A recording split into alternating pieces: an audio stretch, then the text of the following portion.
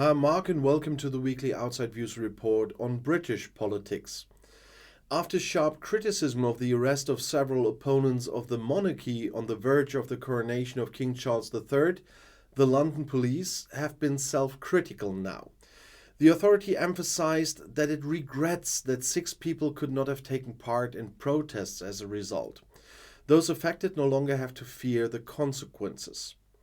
British Prime Minister Rishi Sunak, on the other hand, defended the new controversial legislation on which the arrests were based.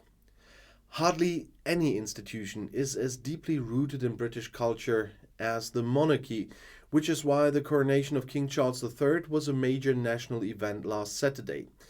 But British tradition also includes respect for freedom of expression and tolerance for an open and at times eccentric culture of protest. The fact that the London Metropolitan Police preventively arrested 6 Republican demonstrators on Saturday and held them in custody for 16 hours caused a corresponding stir in the United Kingdom. This, especially since the police had to apologize to the activists afterwards and admitted that the arrests were not justified. People have the right to protest freely and peacefully, is what Sunak said on Tuesday. But it's also true that people have the opportunity to go about their daily lives without serious disruption, he says. The police have now been given the necessary powers, in Sunak's opinion. Thanks to everyone who made the coronation celebrations run smoothly and successfully, he says, and at the same time, the Prime Minister emphasized that the police acted independently of the government.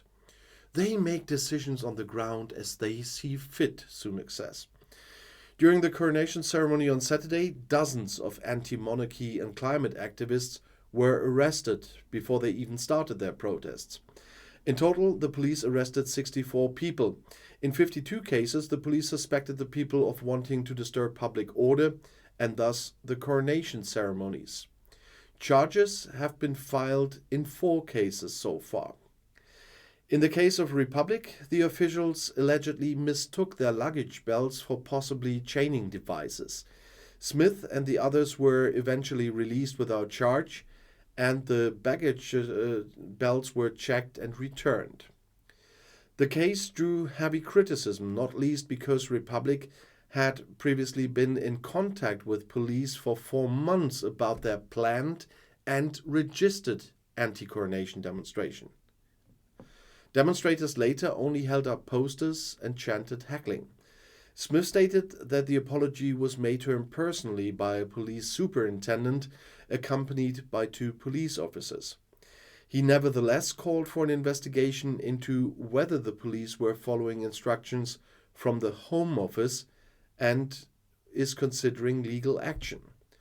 What they call precautionary arrests were made possible by a new law, the Public Order Bill, which only came into force days before the coronation.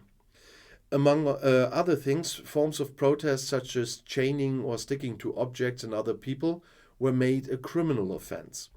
Members of the Conservative government had repeatedly sharply condemned large-scale protests by climate protection groups. According to critics, the right to demonstrate is now being significantly restricted. Several Scotland Yard officials apologized personally to the head of the anti-monarchy organization Republic, Graham Smith, who had to, I already said it, spend 16 hours in police custody.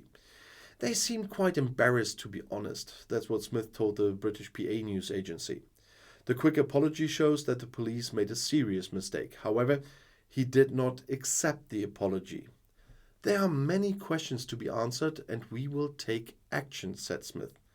And the police emphasized it was not our intention to prevent protests. Other protests on Coronation Day would have taken place, they say. Prime Minister Rishi Sunak said, as I said earlier, the police acted independently. And the Secretary of State for Health, Neil O'Brien, stressed on the BBC that the law is right because it prevents stupid and dangerous disorder and chaos by small minorities. And former Brexit Minister David Davis, who has repeatedly protested restrictions on civil rights and was the only Conservative parliamentary group to vote against the new police law, said he foresaw the law being too vague and poorly defined. Davis recommended that the House of Home Affairs Committee look into it, which is going to happen now. And London's Labour Mayor Sadiq Khan has also called for the law to be reviewed. Labour's Shadow Foreign Secretary David Lammy dodged questions about whether Labour would abolish the law if they won the 2024 election. But as said, the whole thing is getting in wider circles now, and it will be even a topic in Parliament. And I'll see you in my next video. I'll be back.